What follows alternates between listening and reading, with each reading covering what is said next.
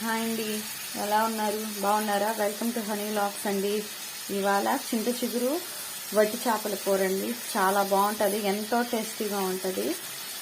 First చాలా simple అండి. బాండీలు పెట్టుకొని ఆయిల్ వేసుకొని మెంతులు తిరగమాత వేసేసుకొని ఆవాలు మెంతులు వేసేసుకున్న తర్వాత ఆనియన్స్ కట్ చేసి పెట్టుకున్న ఆనియన్స్ వేసేసి వేపుకోవాలండి. ఎర్రగడ్డ ఏంటంటే కొంచెం వేగితే కూర కూడా ముద్దగా వస్తుంది. తర్వాత ఎర్రగడ్డ వేగాక టమోటాలు కూడా వేసుకొని బాగా మగ్గనిచ్చుకోవాలి.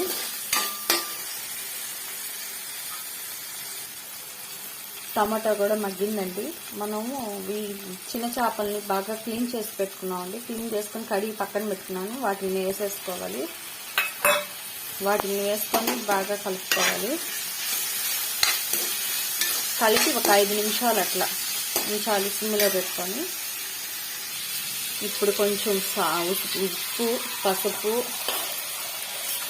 కల్లుప్పు వేసుకుంటున్నానండి. ఉప్పు, పసుపు, 1 స్పూన్ కారం అన్నీ మిక్స్ చేసేసేయాలి. బాగా కలుపుకునేయాలి.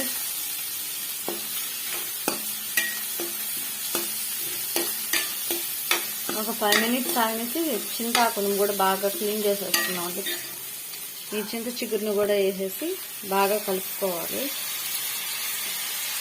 ఈ కూర చాలా కమ్మగా ఉంటుందండి, చాలా టేస్టీగా ఉంటుంది. ఈ కూర మీలో ఎంతమందికి ఇష్టమండి? కామెంట్ చేయండి.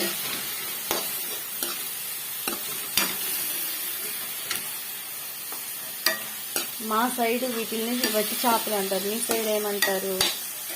5 మినిట్స్ బాగా కలుపుకోవాలి. కలుపుకొని వాటర్ వేసేసుకోవాలి. కొంచెం వాటర్ వేసేసుకోవాలి. వాటర్ పోసేసేసి బాగా కలుపుకొని ఉప్పు చూసుకోవాలి. ఉప్పు చూసుకొని మూత పెట్టేసుకోవటం అండి. మూత పెట్టుకొని కొంచెం సిమ్లో పెట్టుకొని ఉడికించుకోవాలి. దగ్గరికి వచ్చేసిందండి కూర. అంతేనండి, ఎంతో టేస్టీగా ఉండే చింత చిగురు వట్టి చేపల కూర రెడీ అండి. చాలా బాగుంటుంది, ఒకసారి ట్రై చేయండి. ఇది నెమ్ము అలా ఉన్నప్పుడు కూడా మనకు నోటికి అన్నం చదివిదు కదా అండి. అలాంటప్పుడు కూడా ఈ కర్రీ చాలా బాగుంటుంది, చాలా బాగా చగిస్తుంది. అన్నం కూడా బాగా చగిస్తుంది.